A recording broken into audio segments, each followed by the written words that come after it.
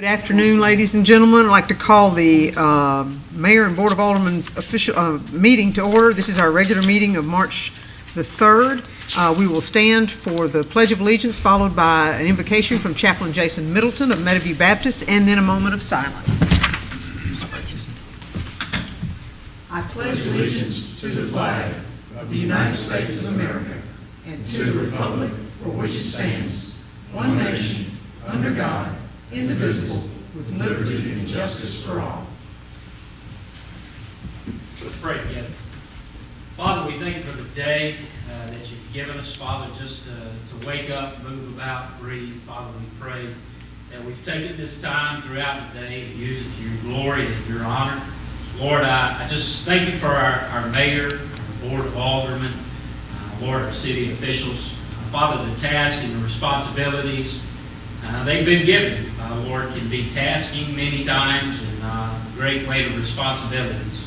Father, I pray that you give them the strength. I pray that you give them the wisdom and knowledge to carry out those responsibilities.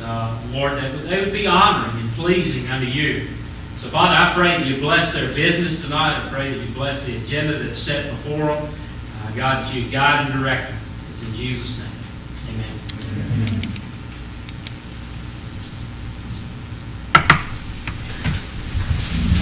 Thank you, everyone. We'd like to welcome you this evening.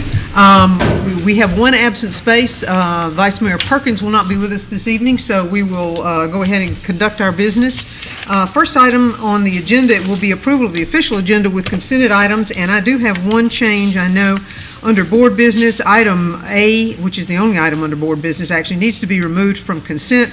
Alderman Walker will need to recuse himself, and so with that in mind, that's the only item I have, unless there are some other items that anyone would like to have. Alderman Little, I see your hand. Mayor, under Mayor's business, item 1, I'll add that. Any objections to item 1 being put on consent?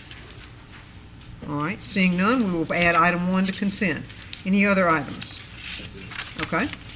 All right, seeing that, do I have a motion to approve the agenda with the consented items as revised? So moved. I have a motion from Alderman Little. Do I have a second? Second. Second from Alderman Beatty. I heard that voice first. Further discussion? All those in favor, please signify by saying aye. Aye. Opposed? Motion carries. Thank you. I will now read the consented agenda items. First set of items come under Alderman minutes. Consideration of the minutes of the February 4th, 2020 regular meeting of the Mayor and Board of Aldermen of the City of Starkville. Consideration of the minutes of the February 14th, 2020 work session of the Mayor and Board of Aldermen of the City of Starkville. Consideration of the minutes of the February 18th, 2020 recess meeting of the Mayor and Board of Aldermen of the City of Starkville, Mississippi. Consideration of the minutes of the February 20th, 2020 special call meeting of the Mayor and Board of Aldermen of the City of Starkville. Under Mayor's business, it is consideration of the approval of Cornerstone Sports Park project, accepting the best bid from SB Construction, LLC in the amount of $3,918,710, and authorization for the mayor to execute a contract. Under Department Business, Planning, consideration of authorization to advertise to fill the vacancy in Ward 1 for the Board of Adjustments and Appeals. Under Planning D's, consideration of selection of the third independent consultant, Tim Getty, for architectural review. Under the Fire Department, we have request authorization for Chief Charles Yarborough to travel to Washington, D.C. on April the 28th through May the 1st of 2020 to represent the Mississippi Fire Chiefs Association for Congregational Day at no cost to the city.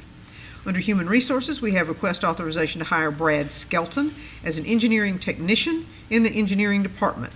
We have authorization to hire Craig Cox as an engineering inspector in the Starkville Engineering Utilities Department. Under 3, we have request authorization to hire Nicholas Pappas as a customer service manager in the Starkville Utilities Department. In the Police Department, we have number 1, consideration to allow Corporal Chris Gregory to attend Staff Sergeant Vanguard Level 2 Defensive Tactics Instructor School in Coleman, Alabama, March the 9th to the 13th at a total cost not to exceed $1,200. Number 2 is consideration to allow Corporal Colbert to attend Bicycle Instructor School in Tampa, Florida, March the 15th through the 22nd at a cost not to exceed $2,000. Number 3, request approval to purchase 5 Dell Optiplex 7070 desktop computers to be used by the Starkville Police Department for a total of $8,775 from state contract. Number 4 is permission to enter into a grant with the Justice Assistance Grant for fiscal year 20 funding in the area of hotspot policing for the budget modification request of an additional $2,695.50 for a new total of $40,021, with the additional funds to be used for the purchase of software for the proposed equipment in the original grant. Number 5 is consideration to allow Detective Will Simon and Corporal Parker Medine to attend basic crisis negotiation course March the 15th through the 20th in Oxford, Mississippi at a total cost not to exceed $510. And number 6 is consideration to accept a 2007 Ford Crown Victoria VIN number 2FAHP71W37X 136795 from Mississippi State University Police Department free of charge. Under utilities, we have number 1, request authorization for the Honeywell Elster Solutions to conduct a 3-day on-site Connexo NetSense training for our advanced metering infrastructure, AMI, in the amount of $6,500. Number 2 is request authorization to accept the lowest and best quote from Gresco Utility to purchase 3,469 feet of 795 and 1,000 feet of 954 ACS transmission wire in the amount not to exceed $8,200. Number 3, request authorization for the City of Starkville to enter into a wastewater service contract between Mississippi State University, the City of Starkville, and the Starkville-Oktibbeha Consolidated School District for the partnership school. And that concludes the items that were on consent. My pleasure. The next thing we have is the opportunity for announcements and comments, and this is where I get to welcome new employees into the service of the city, and we appreciate you wanting to be here with us. First item, our first individual is Marquise Jordan. He is a maintenance worker for Sanitation and Environmental Services Department. Marquise is from Starkville and is a graduate of Starkville High School. He previously worked for Everyday Landscaping. Marquise enjoys working on cars and spending time with his pit bulls, Rosie. Is it Rosie or Rosie? Roxy. Roxy, that's an X. You did it to me again, Nav, wherever you may be. Roxy and BJ, is that right? Okay, Roxy and BJ. Marquise is a member of the 16th Section Church. All right, we have Stanton Pope, who's also a maintenance worker in the Sanitation Environmental Service Department. Stanton is from Kansas and worked for Express Employment before joining the City of Starkville. Stanton loves to spend his free time playing chess and working out. He attends Vibrant Church in Columbus. Okay, which one is Stanton? Okay, hello, Stanton. And then we have Lavorius Warren, who also is a maintenance worker for the Sanitation and Environmental Services Department. Lavorius is from Starkville and is a graduate of Starkville High School. He formerly worked as a cook for Popeye's Chicken. Lavorius enjoys playing basketball. Please join me in welcoming these 3 new employees to the Sanitation and Environmental Services Department. Welcome to Starkville, and welcome to the City of Starkville, for those of you who are already Starkvillians. Thank you. All right, and I don't have any further announcements. I know we have Taco Hop this coming Thursday, and we have ball games and all sorts of things going on. This is a busy season for us. So, anyone from the board have anything they wish to highlight or announce? All right, seeing none, we will move to citizens' comments. This is an opportunity for any citizen to come forward, and you have 3 minutes to give the board any of your thoughts or considerations about ideas that you have, or just to kind of talk to us. And we don't generally talk back, so this is a sort of usually a one-way conversation. Good evening to the mayor and board. My name is Adam, Town Ward 7. To the mayor, to the police chief, to the fire chief, to the NACP president, Yolanda Haddock, to the also NACP legal redress.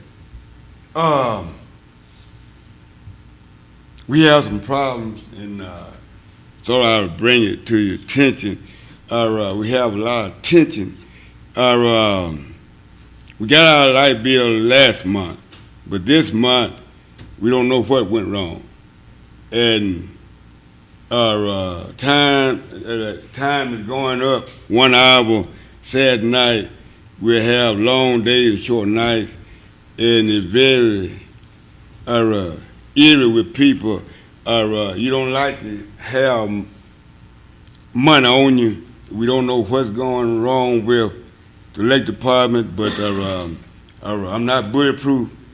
And so you don't want to cause a situation where people would get hurt or employee would get hurt because people is upset about why you didn't do this, why you didn't do that.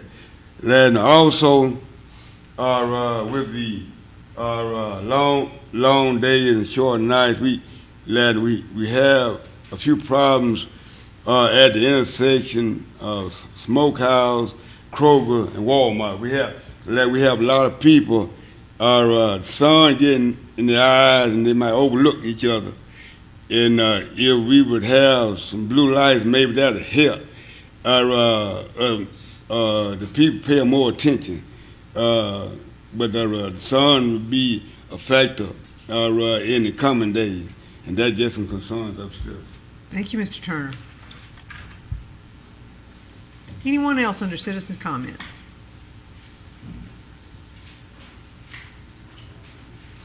Be brave, ladies. Come on up.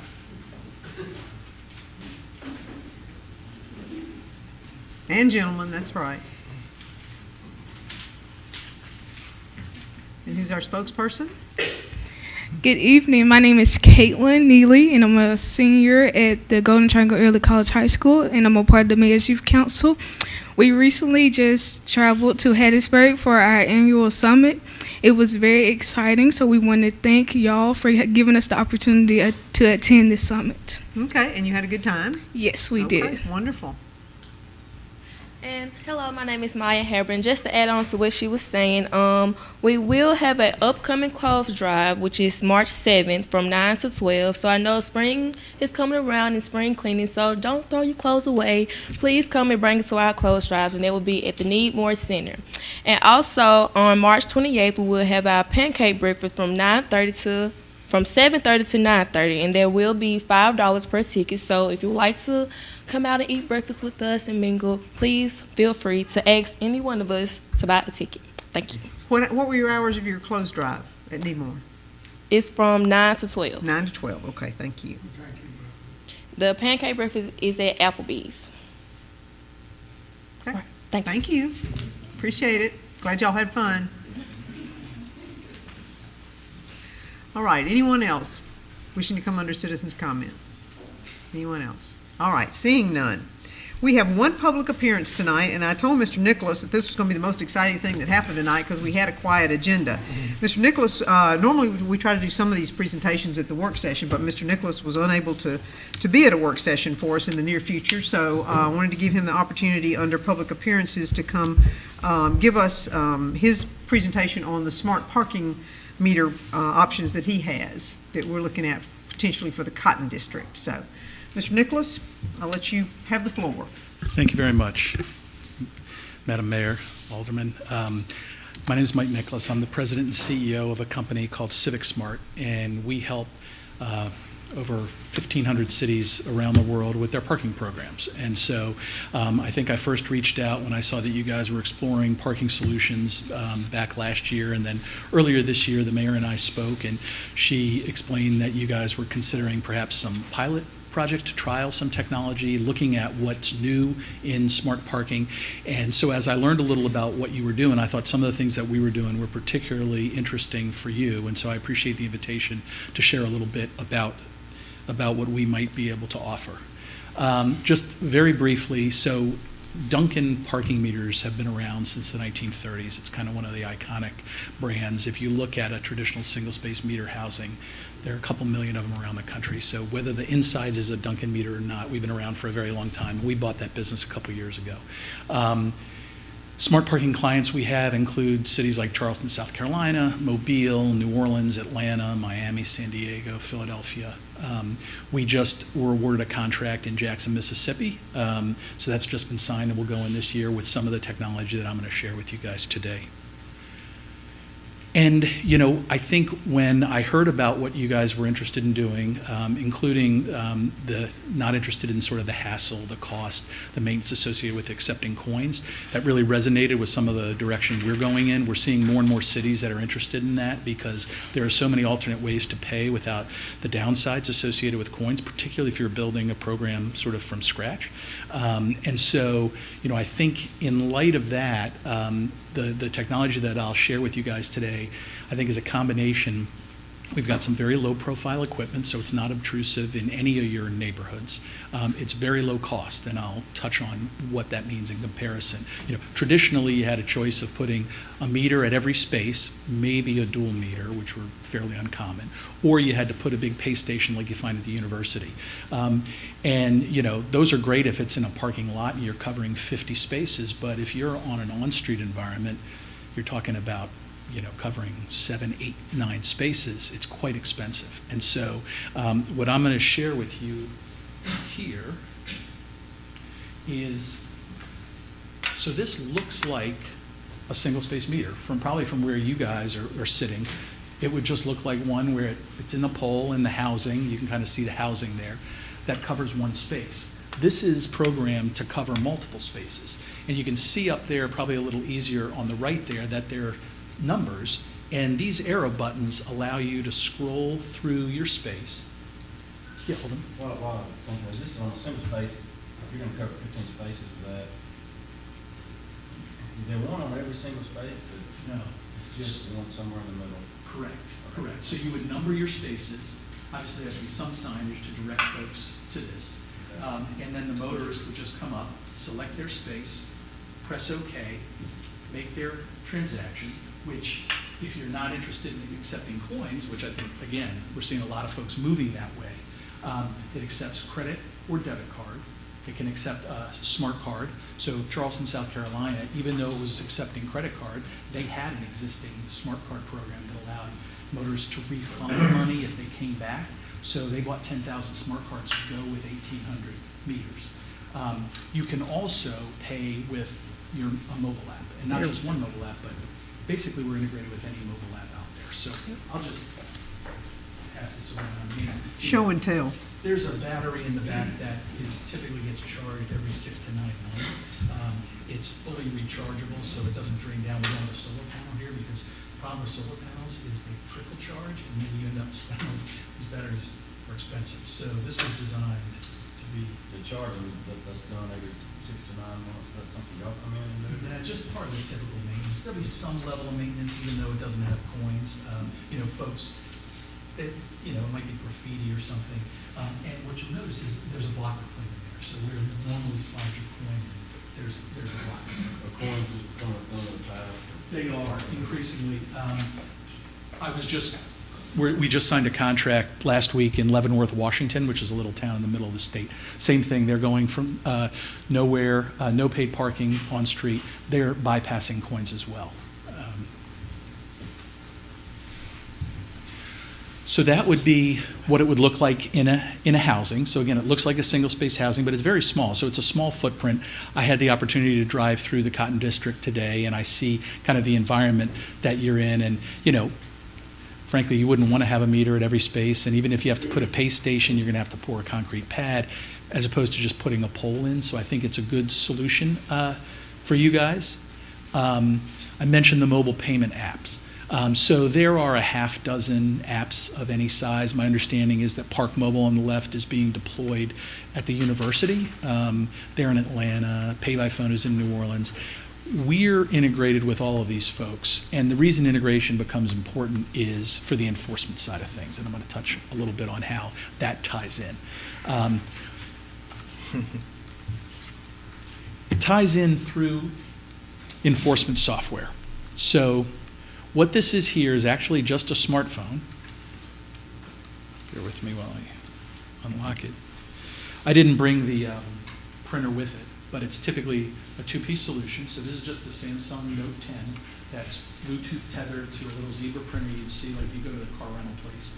It's the same kind of printer, very reliable, and you use it to issue citations. And again, this is used, Atlanta uses it. They have 4 mobile payment providers now, so it doesn't matter when you come to Atlanta if you happen to have Passport or Park Mobile or Pay by Phone, you pay, and it's all integrated here in the back end so that people don't get a ticket by mistake.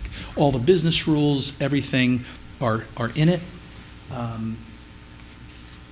Here are just some screenshots as examples. So there is a license plate reader built into this. So if you scan a plate in about a second, it'll check. So we have clients where the police department gives us a list of wanted vehicles, stolen vehicles, you name it, and we can automatically on the back end send that to dispatch if an enforcement officer comes across it. Some cities don't, like in San Diego, they don't want the parking enforcement officer to even know because they don't want them at more risk. So if they're just doing their parking job. So those are the kinds of things that we can do. It's also not only for enforcing the meters, but that license plate reader allows you to automatically time spaces. So I know you guys also, just down Main Street here, have timed parking. Electronic chalking, if you're going to do that, it needs to be efficient. So in Philadelphia, for example, they have 350 of these. They scan 50,000 plates a day. And they use that for everything from permits to plate-based payments to wanted vehicles, boot tow vehicles, time limit parking. So if Officer 1 goes by and then later in the day Officer 2 goes by, they see that was marked. So it really gives you the ability to understand what's happening on your streets. Obviously, you don't need 350 of them, though I'd be happy to sell them to you. But, we have clients that use it as well for traffic violations as well, because we can run both of those, parking and traffic, on there. In the middle, what you see is the map base. So it uses the GPS from here. Every metered space will be mapped in our system. So what you see on the screen there, it's a little hard to tell, green and orange. So if a space is paid, so as soon as somebody pays with that meter, they pay in space 306. It's going to show up on the officer's handheld that space is paid. And what that allows officers to do as they get used to the neighborhood is there may be only 7 or 8 spaces on a block. They can typically eyeball from that and see, is there a vehicle in a space that's orange that's not paid, right? And then they can click and they can see how long until it expires and things like that. And then if they click to that little arrow in the bottom right, it just takes them right into issuing the ticket. It carries the space number over, the time, all that information to make it really seamless, very quick, and accurate to issue tickets, because nobody wants appeals, right? That's bad for the city. I see your courts out there. People get frustrated, so it's all designed to eliminate that. Even with mobile apps, we do a last-second check. So if that space says that it's orange, but let's say an enforcement officer walks up there and somebody's looking out their window, and they quick pull their phone out and they open their Park mobile app and they make a payment, literally in the time, we see this all the time, in the time it takes for the officer to finish, all they really have to do is enter like the state plate and a few things.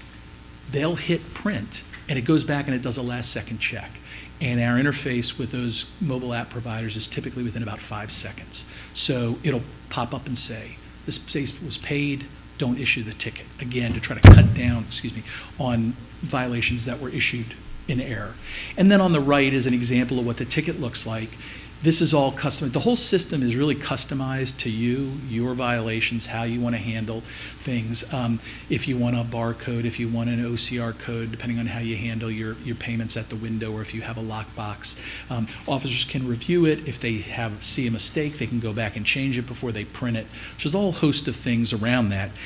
And then on the back end, there's a web-based system, so anybody who's authorized in the city has a password and a username. They can go on, and you can see examples here where it'll show things like the revenue tickets issued for the day, for the last 5 days, the value of those tickets that were issued, and the real-time status of what's paid and what's unpaid. There's a whole host of reports that go beneath that. You can see things from a supervisory standpoint. We show where officers are I say in real time, every activity or every 5 minutes, whichever's sooner. So you're never more than 5 minutes away from knowing where your officers were. When I got off the plane today, our client in Philadelphia said that one of their officers PEOs was accosted, and the person stole their device, and they were running away with it. Well, we can lock it down remotely, we can wipe the information, and we can advise the police department where the last location was.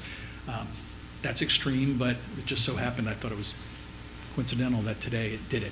It'll show you where the routes officers take, where they issue citations. There's a whole host of information that's around that type of information to make sure even scanning plates starts to give you valuable information about, are people just moving from one space to another or one block to another, depending on your regulations. So you start to have all that data available over time, which helps with rate setting. The kind of policy decisions that you guys get tasked with making is, should a space be 2 hours, should it be an hour, should it be 4 hours? Well, it helps when you start to know that after months of scanning plates, this is typical turnover that you'll see on a block face or on a street. Maybe we can adjust it based on data as opposed to just, guessing, or the loudest person who believes that it should be regulated the way they think.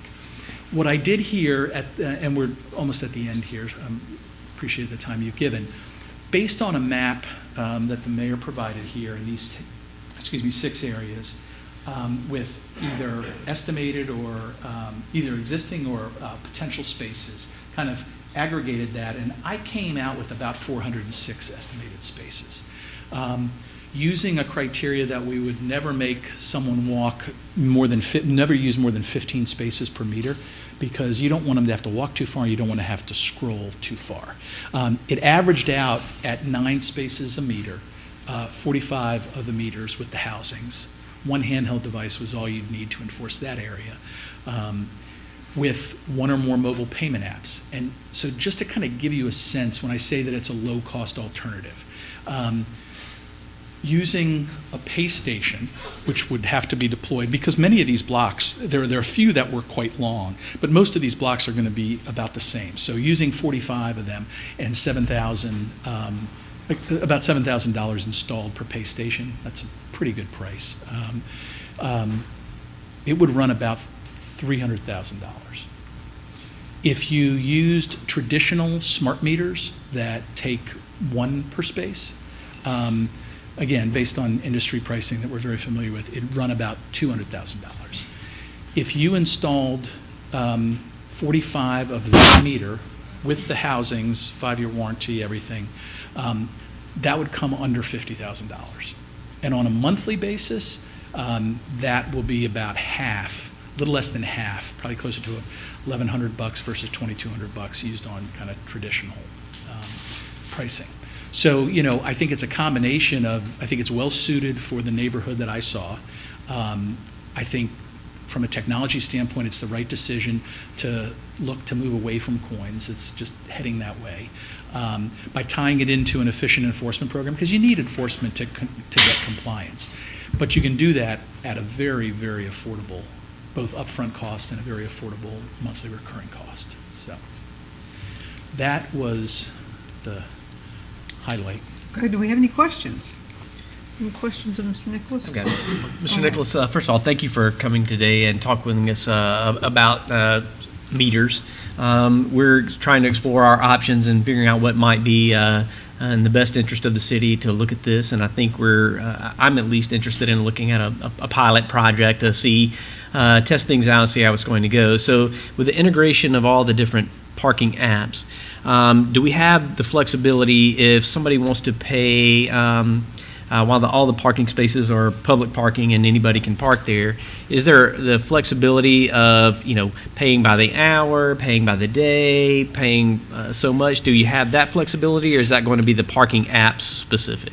No. So what you, as the policymakers on behalf of the city, set things like days, hours of operation, rates, how long you're going to limit the parking, even if it's paid. I mean, we're seeing some flexibility emerge in that space. So right. Pittsburgh, they decided to do away with time limits. So they're downtown. It's actually $4 an hour, but it's a 10-hour window of enforcement. They have attorneys who come in, the executive director is a friend of mine, he says, I'm stunned every month at how many times I'll see somebody has come in at 8:30 and bought 10 hours of time at $40, which is basically the same as parking in a garage. So there's a lot of flexibility. So you decide how you want to regulate that block, if you will.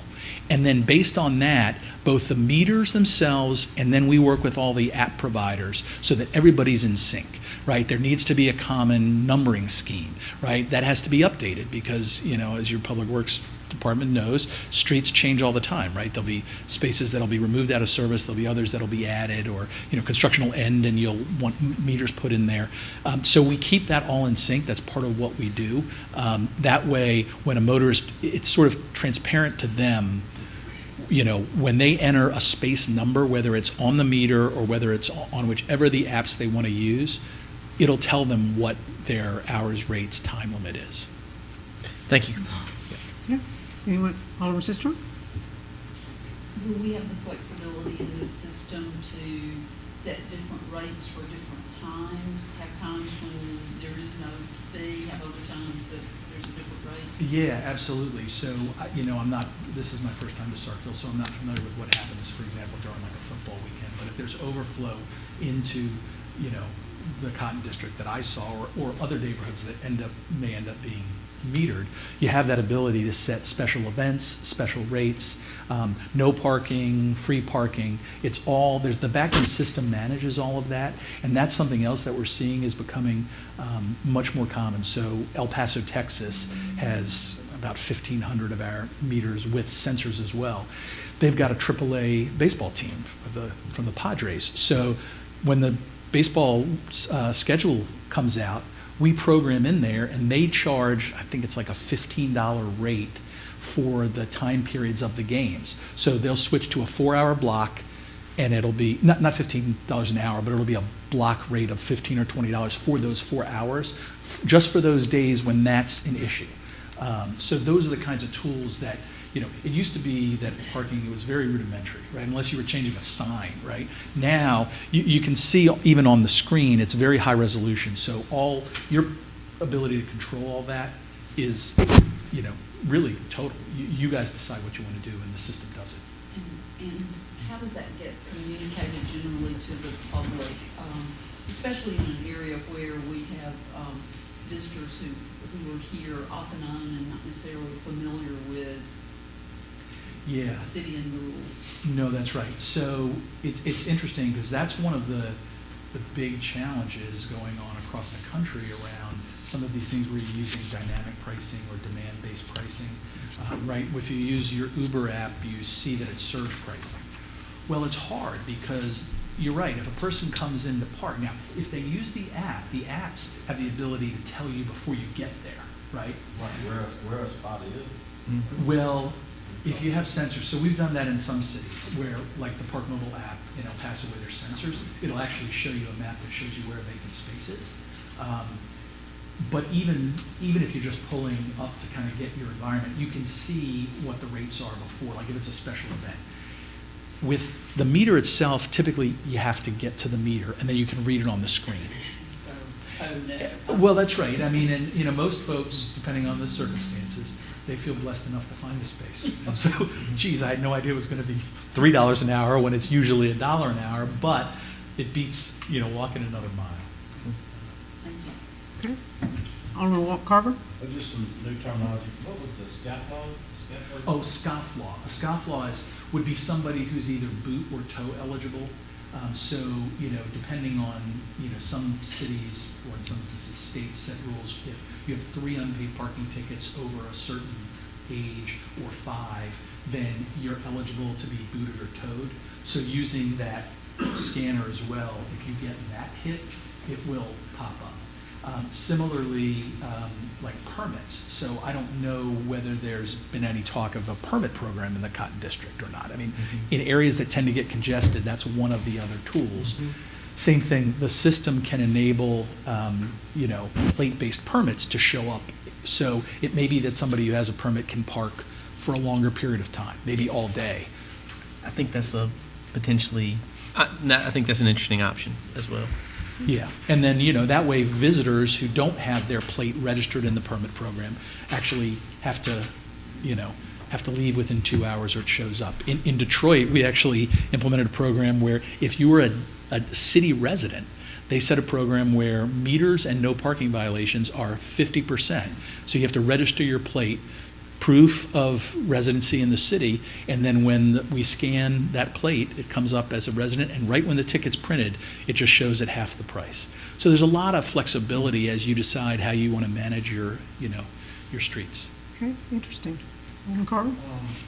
I think you said dynamic versus demand-based. Yeah, so there's been a movement around, I mean, you asked the question about sort of like special events, right? We're seeing some cities where during certain times of the day, if it's more crowded than others, they're gonna raise the rates under this principle. It's actually a professor out of UCLA who kind of set this model that says you should always have about 1 or 2 spaces per block vacant. And that's when you know you've priced it right. And folks who don't want to pay that price will go further away, or maybe they'll go off-street, right? I mean, most cities actually don't have a problem with supply of parking.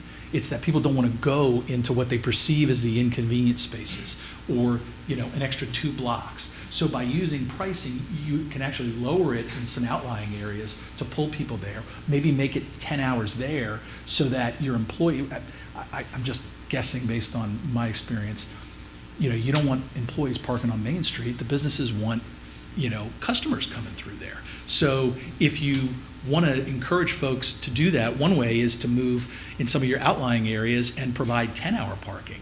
So the employees will be willing to, you know, park there and walk rather than have to go out throughout the day or risk getting a ticket. So dynamic pricing is just kind of using that information about how busy it is to set rates. I see that definitely an issue in Starkville. Yeah. Employees, you know, occupied spot. And my last question was, Chief, you seen, you know, I know we've had some moves in the past to hire, we don't have any additional staffing needs, or you have to hire somebody else to go out and check this, or don't already have somebody doing this? Alderman Corporal, I haven't had a chance to analyze the impact on that, but we would be taking on a little bit more responsibility. It's something that we definitely need to possibly consider. We have Officer Curtis White now does our parking, not enforcement, but marking, tire marking, that sort of thing. So it might add a little territory for him, but he does it, what is it, 20 hours a week? This one is. Yeah. Okay. All Yeah, right. and that's where the LPR makes it very easy, because he can just walk down the street, scan a plate, scan a plate, scan a plate. If it's all 2-hour parking, then we program it so it defaults to that. So he scans the plate, hits time, and then when he comes back later in the day, it'll just show when he last scanned that plate. So. All right. Thank you. Anyone down this end? Alderman Beatty? Mr. Nichols, where all of these proposed to be? Where do we propose to put these? We were talking about doing it in the Cotton District to start with. What all of that comprise? Well, we've got University Drive, Lampkin, Russell. The map that we've got up there on the board, if you look on the scale there, you've got University Drive, you've got Russell, you've got Lampkin, Mill Street, Spring. A few spaces on Spring were included in this big square. But the initial proposal was mostly, if we were going to do a test case, it would be along probably University Drive to see how it was impacting the neighborhoods. So you estimated 405 parking spaces, what this would comprise if we did all of it? Yeah, if you did every bit of it, it's Yeah. approximately 406 parking spaces. That's 1 per 9 now. That's the way yeah, we actually looked at the blocks and just tried to estimate where we'd put them, and that's where we ended up with 45 of them, which just comes to 9. Now, how are motorists when you put these things in, they know that if they're, I know that, I guess they'll see them, or how are we going to notify people that now that we've gone for free parking to meter parking? I mean, how do you normally do that? Yeah, so there are a couple ways. One, you need to put signage up, because you need to direct folks to the meter. And so, you know, I mean, when there's a meter at every space, everybody kind of just intuitively knows what to do. In this case, it's more like a pay station where you need signage to say pay at the meter. The other thing you need to do is mark the spaces, number them, which tends to trigger, if people see a numbered space, they tend to be a little more aware about what's going on. So those are the primary ways. I mean, obviously you want to do a whole PR. I mean, I cannot stress enough that you can never over communicate with the community if you're considering putting paid parking in. no matter how many hearings you have, no matter how much feedback you get, no matter how many consultants you hire, talk to businesses and residents, once you do it, people are going to say they never knew anything about it and they'll be opposed. So you need to have a very proactive outreach campaign, including, and that's one of the nice things about the app providers is they're very good at social media because that's their whole business. They don't get business unless they get people. So they'll, if I land in a town that has a Park Mobile, I have all the apps on my phone, I'll get a push notification informing me that Park Mobile is available. And so for university visitors who come in, whether it's for games, alumni, visitors, new students, if they come from Atlanta and have Park Mobile, they'll learn it's a Park Mobile app as soon as they get within like the geo-fenced area. So there's a lot of those different tools that are available. What about the lower tech kind of folks? Well, that's where I think things like a smart card might be good for those folks. I mean, there absolutely are concerns about, maybe somebody doesn't have a credit card. Most folks have a debit card. But a smart card is that option where, you can sell them here through your window out there, where somebody can just buy one with, whatever, $20 on it, and then they can use it. As I said, in Charleston, if you come back to the space and you have time left, you can reinsert it and get the time back. You can't do that with the credit cards, but so there are some, ways like that to allow, folks who may not have a smartphone. Is this 1 meter per 9 spaces? Is this typical, or is this about that? What's the average you said? Yeah.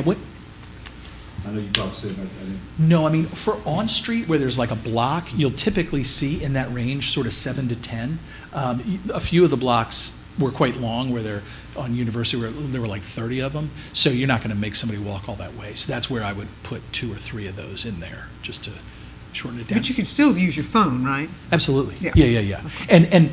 And again, that's a good point because the frequent users will use the phone. And one of the nice things about inviting in multiple, so until a year or so ago, 2 years, you picked one mobile payment provider and they were the exclusive. And they would typically charge motorists 35-cent convenience fee on top of your rate. With competition, which is now emerging, you start to see the price come down. Some app providers will try to charge only 20 cents to the motorist. Others start trying to work with businesses to give coupons, right? So you get a nice kind of dynamic. And again, for a university town where you're going to have somebody come in, if they already have an app on their phone, they're not going to want to have to download a new one. But if they see that sticker, and what I would recommend is on each of the housings, is just put a little 1-inch sticker for each of the app providers.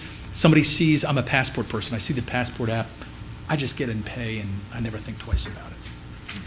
Is Jackson putting in something similar to this? Yeah, so Jackson's not putting the multi-space in because they already have most of their housings. So for them, it was actually less expensive to simply replace their old coin-only mechs with, it basically is the same. So they're going to meter hit at every space? They will. They have some where they'll be dual space, which it looks the same. It just covers 1 or 2 spaces. They're putting sensors in. They're using the same handheld system. They're going to use, I think they're just using Park Mobile as their one. They're a lot more expensive than I thought it would be. Well, yeah, I mean, the housings themselves are fairly expensive. So, if you already have your housings in, it tends to be more cost effective just to replace the inside. But again, in your situation where you don't have the housings, you don't want to be putting housing and a pole at every space or 2. So you're estimating this initial capital cost will be $50,000, would you say? Yeah, for the meter piece of it. The handhelds are I just went apples to apples on the meter side. I did provide kind of an indicative quote, I think a couple weeks ago with more details, but I was just kind of going off the top of my head to see, kind of comparing it with more traditional. Cities lease purchasing or outright purchasing, how normal was it? Most cities, almost all cities just buy it. I mean, that's one of the other things that, I know you guys are looking at, other options. I think most cities are very averse to any kind of revenue share or anything where they're paying over time. Particularly if the cost is as low as kind of what our options are, you're sort of better off just to buy it, install it. You're going to have a recurring monthly fee, which manages the software on the back end and the communications and all that. interface with the payment network, the credit card networks and things. Is that on a per meter, how you? Per meter per establish month, it? yeah, exactly. And so, you'll be paying that anyway, so I think most cities just would prefer to buy the equipment and put it in. Now, we have had clients who, if you can't and you want somebody to finance it, you can do that. I mean, you guys know better than I do. As soon as you start debt, typically it becomes a big issue with, your bond rating agency, even if it's a small amount. But we can certainly bring options like that, which we do. It's just typically at the end, most cities don't opt for it. In smaller markets, college towns, any kind of average return on investment, or what these things generate?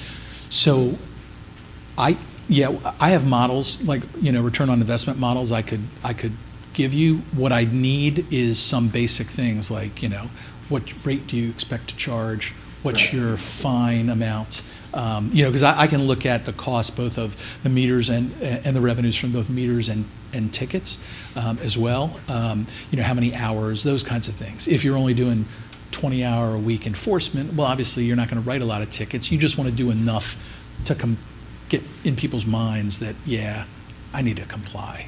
I'll pay. But I'd be happy if, and I can send through the questions that if I get answers to that, I can give you guys a model and you can play around with it yourself and say, oh, if we change the rate. In general, for credit card meters, you're not going to want to charge less than $1 an hour because the credit card, I noticed when I walked in, right, you guys on your window, it says, credit card payments at the window, it's a 3% fee, right?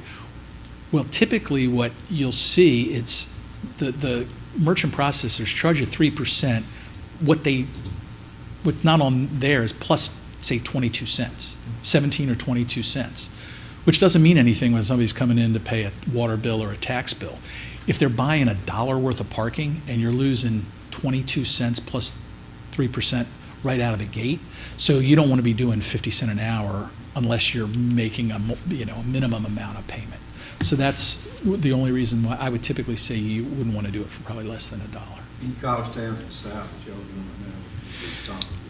Yeah, I'm trying to think. I mean, again, there are almost no credit card meters anywhere that I know of that's less than $1 an hour. Just the economics just make it hard. I think The university is $1.25 for the first hour and $2 for the second. And that's one of those other escalating rates that are also folks are using where, okay, if you want to pay for a longer time, you're going to pay even a premium. Right. So. Thank you. All right. Anyone else? Any other questions? Thank you so much for coming. No. We sure do appreciate it. Thank you very much. Really appreciate it. Look forward to And don't forget your meter here. It's blinking at me, so Yeah. I don't want you to go off without it. I'm sure they love you coming through. All right. Thank you. Thank you again. All right, the next item is the board business we've removed from consent, so Alderman Walker, if you wish to recuse yourself, now would be the opportunity. And City Clerk will show that Alderman Walker has left the room. So, do I have a motion for this appointment? I would like to move approval to appoint Wes Gordon to the School District Board of Trustees for a 5-year term ending March 2025. Okay, thank you. Do I have a second? Second from Alderman Little. Further discussion? I would like to just say that I know that I know that Mr. Gordon intended to be here tonight. He had a family emergency and couldn't be here, but I wanted to thank him for his service. This is a very important job, and I really do appreciate all those people who step up and contribute their time to the city and to the school board. Okay, thank you. Any further discussion? Seeing none, all those in favor, please signify by saying aye. Aye. Opposed? All right, motion carries. It's unanimous. And we will let Alderman Walker get back in and get seated. The next item we will take up is going to be the special event for the 2020 Kidney Care Awareness Walk on Saturday, May the 2nd of 2020. Do I have a motion? Move approval, Mayor. I have a motion from Alderman Little. Do I have a second? Second. Second from Alderman Walker. Discussion? All those in favor, please signify by saying. Mayor. Oh, I'm sorry. And Alderman Little, does that motion track the suggested motion in the packet that says that the applicant will provide insurance consistent with the city's special events policy no less than 20 days prior to the event? Okay. And the second tracks with that as well. So, all right, thank you. All those in favor, please signify by saying aye. Aye. Opposed? Okay, motion by 5-1. Matter carries. Consideration of the Starkville ministerial. I have a motion from Alderman Little. Do I have a second? Second. Second from Alderman Walker. Same verbiage. Same. No, that insurance has been provided. Yeah. Okay, so any further discussion? All those in favor, please signify by saying aye. Aye. Opposed? All right, thank you. By a vote of 5-1, that motion also carries. We have a claims docket. Do I have a motion for approval? Move approval. I have a motion from Alderman Walker. Do I have a second? Second from Alderman Little. Further discussion? All those in favor, please signify by saying aye. Aye. Opposed? Okay, by a vote of 5-1, motion carries. Well, I tell you what, I don't have anything to update you on. I had thought I would, but there's nothing to update. So we can eliminate the need for an executive session if that's acceptable to the board. Yep. All right, if you'll let me read my little statement for the work session here, we will be out of here. In accordance with the notices required under Mississippi Code annotated 254113, the board will be having a work session on the 13th of March. Never mind that it is Friday the 13th, at 10 a.m. That meeting will be held at City Hall at the second floor conference room located at 110 West Main Street. The public and media are invited to attend. Notice should be provided of this work session within 1 hour of this meeting by posting such notice at City Hall. The notice for the work session shall be made part of the minutes of the board meeting, and the work session will be an open public meeting where the City of Starkville and the public and press are certainly invited to attend. Do I have a motion to recess? So moved, Mayor. All right, from Alderman Little, do I have a second? Second from Alderman Beatty. Further discussion? All those in favor, please signify by saying aye. Aye. All right, we are in recess until March the 17th. Thank you, everyone.